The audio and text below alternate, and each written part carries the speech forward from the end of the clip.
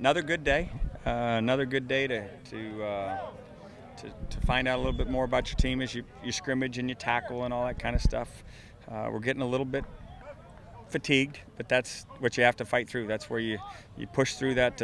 What's the old saying? You don't know about a second one unless you push through the first one. So we've got to do that, and we are doing that, and I'm pleased with it.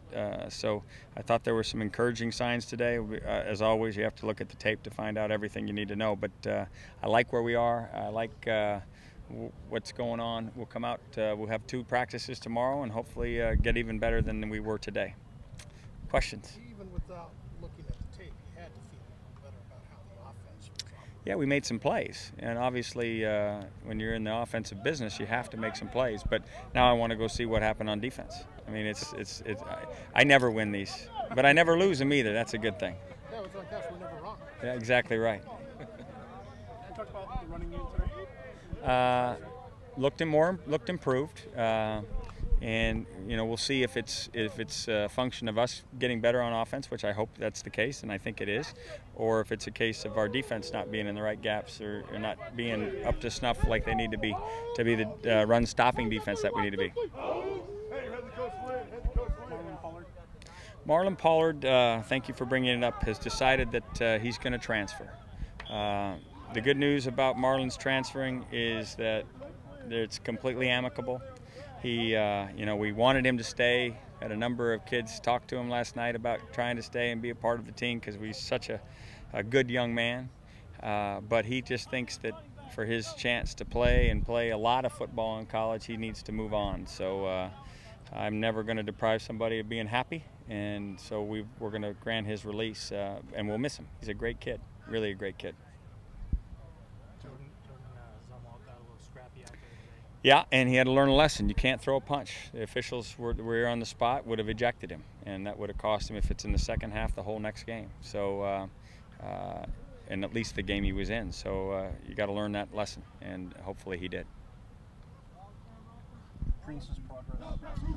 I think it's coming along. Obviously, we'd all like him to be in there, but I keep looking at the positive. It gives the other kids chances, and they're getting better because of those chances, but eventually we're going to need Kevin back, and hopefully we're talking about sooner than later. I think my hope is that he'll be back, if not tomorrow, then the next day, and he'll get some scrimmage.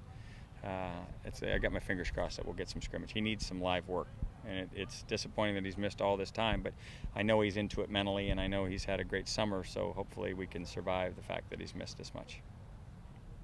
Coach, going into camp, do you have it in your mind that most, if not all, freshmen are going to redshirt and then they play their way out of that, or do they play their way more into the redshirt and you say they're just not ready?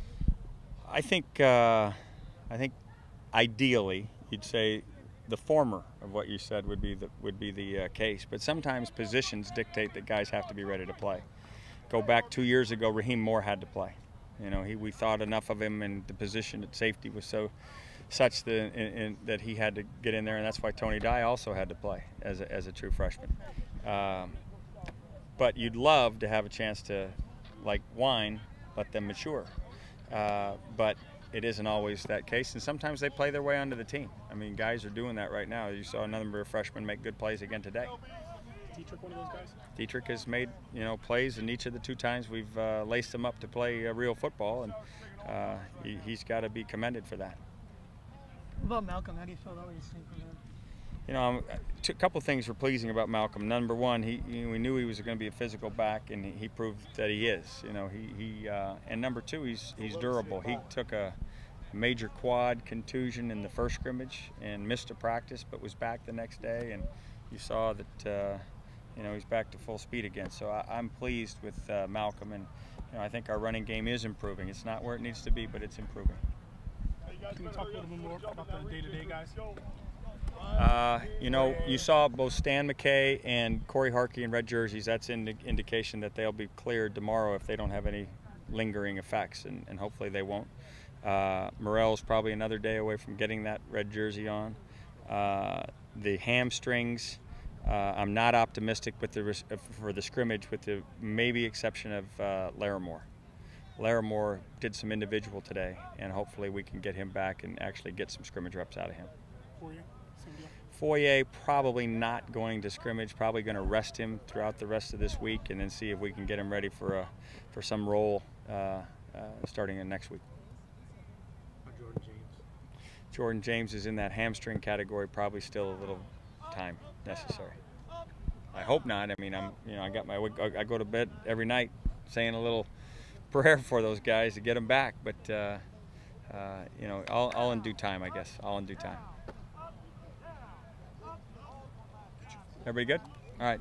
See you.